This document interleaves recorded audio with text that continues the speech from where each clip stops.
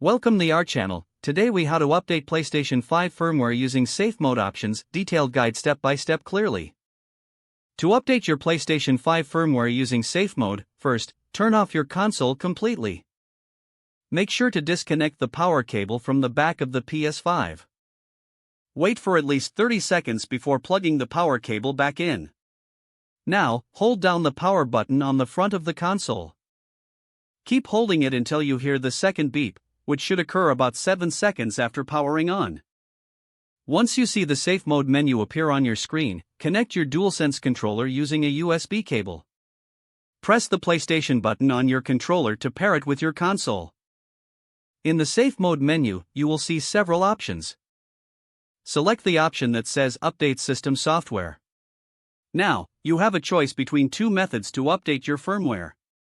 You can choose to update via the internet if your console is connected to Wi-Fi. Alternatively, if you have saved the update file on a USB drive, select the option for updating from USB storage. If you choose the USB method, ensure the update file is in the correct folder structure. Create a folder named PS5 on your USB drive. Inside that folder, create another folder named Update.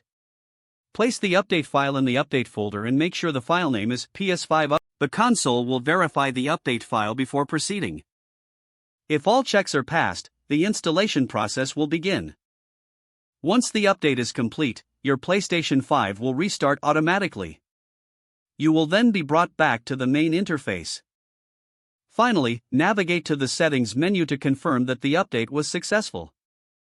If the page does not load, refresh the browser or try again in a private or incognito window. Make sure you are using the correct email address, then retype it carefully to avoid small typos. If your password is not accepted, use the reset option and create a new strong password you can remember. Check your spam folder for verification or security emails, then complete any requested confirmation steps. Enable two-factor authentication if available to improve account security and reduce unauthorized access risk. After signing in, review your profile details so your contact information and settings are accurate and current.